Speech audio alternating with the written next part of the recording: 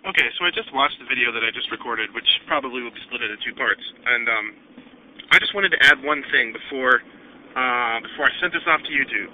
So I kind of gave the impression that I thought that the same reasons that people used the same reasons to believe in God and to not believe in God.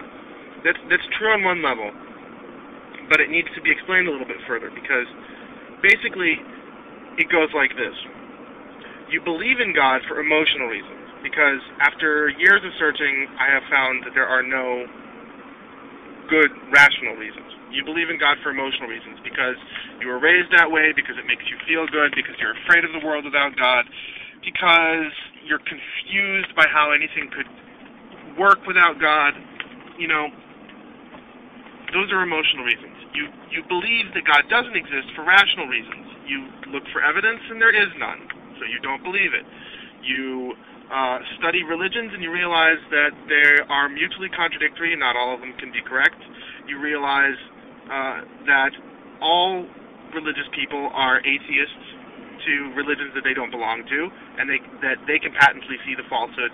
Like a Christian can see the falsehood in Islam.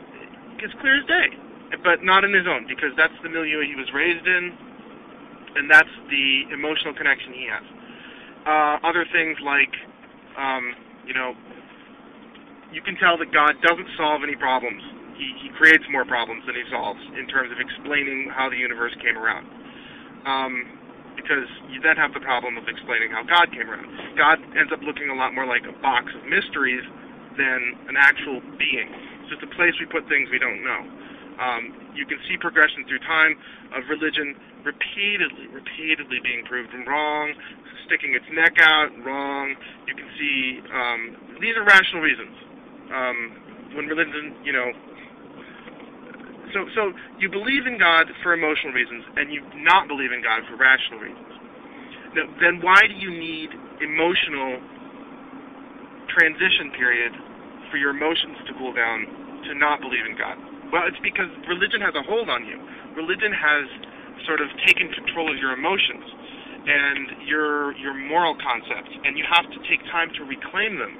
You have to take time to let yourself even out and let the emotional baggage of religion lose its effect a little bit.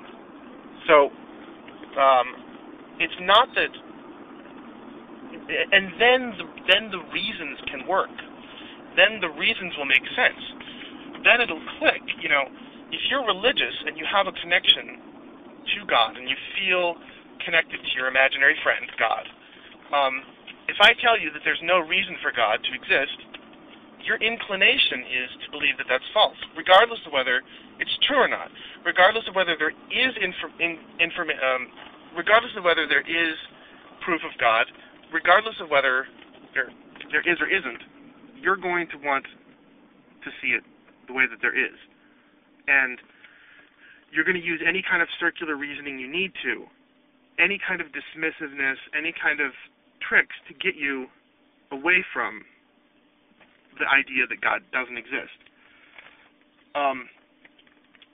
But once you don't have that emotional connection, you can actually take it seriously and go, because you're not afraid, you're not sort of emotionally blackmailed anymore. You can take it seriously, and you can actually start to think, I guess you see religion constantly getting pushed further and further back in terms of what it needs to explain. This is just one of the reasons why you might not believe in God. You go like, well, religion used to explain volcanoes, but we've got a perfectly good explanation for that now. And religion used to explain how things came about, but now we know about evolution, and that seems like a pretty good answer. I mean, it's not perfect, but religion used to explain morals, and we now know that morals evolved as a part of the group societies that humans lived in, and that for humans to survive, they had to have a moral sense, because that made them a single unit, and they were collectively more powerful. So the human beings who had morals were selected for in reproduction, because they lived longer to reproduce, because they were more appealing to their mates, the other person. So there's a moral relationship of love. You have to be moral to your spouse to reproduce in humans. We're intelligent enough to need this kind of complex morals. You don't need religion to explain why we need to be good. You don't need religion to explain what good is.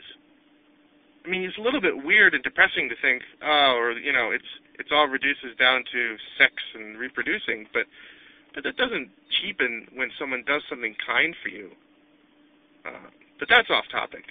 I just wanted to clarify that I don't think that religion and atheism are believed for the same reasons.